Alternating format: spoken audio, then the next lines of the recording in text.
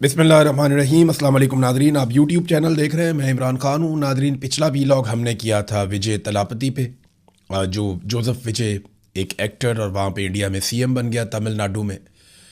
अब उसने सीएम का जब हलफ उठाया तो उसके पास राहुल गांधी और बाकी उसके इत्तेहादी मौजूद थे।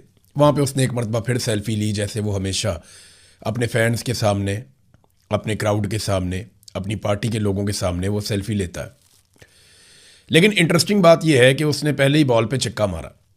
जैसे ही वो हुकूमत में आया, उसने हलफ उठाया। जो पहली दो चीज़ों पे उसने दस्तखत किए, उनमें एक चीज़ तो ये है कि उसने तमिलनाडु के लोगों के लिए 200 यूनिट तक बिजली मुफ्त कर दी। अब आप देखें ना, एक तरफ मरीम नवाज़ ने, बिलावल ने, अलीम खान ने, इन सब ने वादे किए थे कि हम हुकूमत में आएंगे तो हम 300 यूनिट तक बिजली मुफ्त देंगे। और इन झूठों ने हुकूमत में आने के बाद ना सिर्फ बिजली 4 गुना महंगी कर दी, बल्कि जो बिजली मुफ्त देनी थी उसके ऊपर जो थोड़ी बहुत सब्सिडी थी वो भी ख़त्म कर दी। तो कितने बड़े फ्रॉडिये हैं ये सारे कारोबारी लोग हैं। इन सब के अपने अपने धंधे हैं और ये अपने कारोबार का तहफ़्फ़ुज़ देने के लिए सियासत में आते हैं और फिर सियासत के ज़रिए से अपने कारोबार को बढ़ाते हैं।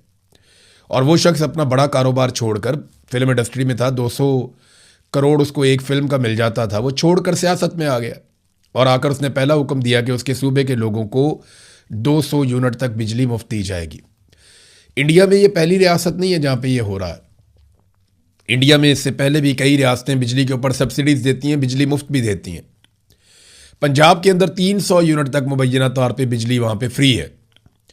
कई और जगह पे भी वो ख़ास रियायतें आवाम को देते हैं। अब तमिलनाडु में 200 यूनिट तक उसने बिजली मुफ्त कर दी और उसके अलावा जो दूसरा उसने दस्तखत किया वो ये किया कि ड्रग्स के हवाले से एक स्पेशल टास्क फोर्स बनाई है। ये वहाँ पे बड़ा अहम इशू है। तो ये दो इश्यूज सबसे पहले उसने दस्तखत किए और पब्लिक ने उसको बहुत सराहा भी इस मामले के ऊपर। पाकिस्तान में जो है ना, वो हमारी तरजीहात ही कुछ और है। हमारे हुकूमती वज़रा ये बता रहे हैं कि क्योंकि हुकूमत टैक्स इकट्ठा नहीं कर पा रही, कौमी ख़जाना खाली है, इसलिए हम पेट्रोल पे लेवियाँ लगा रहे हैं, या ये जो हम महंगाई बढ़ा रहे हैं या जो इजाफी टैक्सेस ले रहे हैं, चाहे पेट्रोल पे, चाहे बिजली पे, चाहे गैस पे, ये इसलिए ले रहे हैं कि टैक्सेस इकट्ठे नहीं हो रहे, कौमी ख़जाना खाली है। अब ये वफाकी वज़रा खुद मानना शुरू हो गए हैं। क्यों? ये ना इंपॉर्टेंट बात जो मैं आपको कई दिनों से समझा रहा हूँ कि पाकिस्तान में क्रेडिबिलिटी हुकूमत की बची नहीं है। लोगों को आसिम मुनीर साहब पे या उनकी टीम पे बिल्कुल भरोसा नहीं।